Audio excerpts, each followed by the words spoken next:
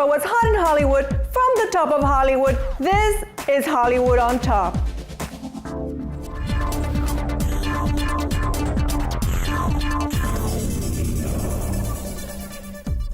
Each week I like to bring in a friend, someone in the know to help me break down what's going down in Tinseltown. She's an award-winning actor, producer, director, singer, writer, spokesperson, photographer, and cinematographer. As a model, she helped break the color barrier with covers that include Self, Los Angeles Magazine, and many others. She was on the cover of Vogue 5 times, and at 45 years of age, she was on the cover of Playboy. She's the daughter of a legend who has built her own legend. Please welcome my good friend, Shari Belafonte. Hello. Hi, darling. Hey, welcome. How are you? So glad to be here. Oh, and beautiful yes. Uptown Hollywood. Oh, thank you. We're thrilled that you're here. So what's up? What's going on? Oh, a lot is going on. What's going on with you? Let's talk about you. All right, what do you want to talk about? Okay, let's talk about the cover of Vogue and Playboy. Two completely different shoots. You think? Yeah. Yes, I think. one was with clothes and one was with a lot less clothes. Okay, so how do you land Vogue 5 times?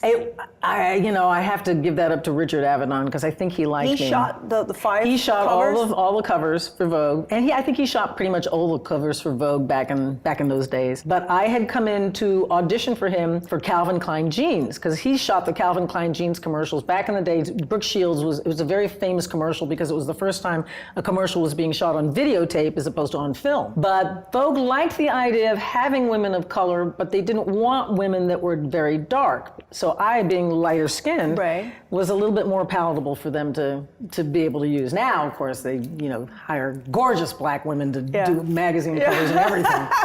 But that was mostly it. I think Richard Avedon kind of pushed, and my covers did very well. As a model, you helped break the color barrier. In the 60s, your father, Harry Belafonte, was part of the first wave of celebrities who stood up for civil rights. Do you recall those times? There's a lot of little sketchy moments that I remember of Martin Luther King. Of course, they were best friends, being at the house. And Martin would often come to Dad's apartment in New York when he was getting ready to do a big speech and write his speeches there. He would leave home and come to be with Harry, I guess to get some feedback from him. Having grown up being Harry Belafonte's daughter and having been such a big proponent of civil rights, I was still quite young when all of that was going on. So while there was a certain atmosphere that was around us, we were kind of protected because we lived in the apartments or we were living in New York separate, but Dad would tell us these stories as we got older of his hair-raising events of taking $60,000 down to Alabama so that he could help fund this, because a lot of people don't know that Dad really was the main component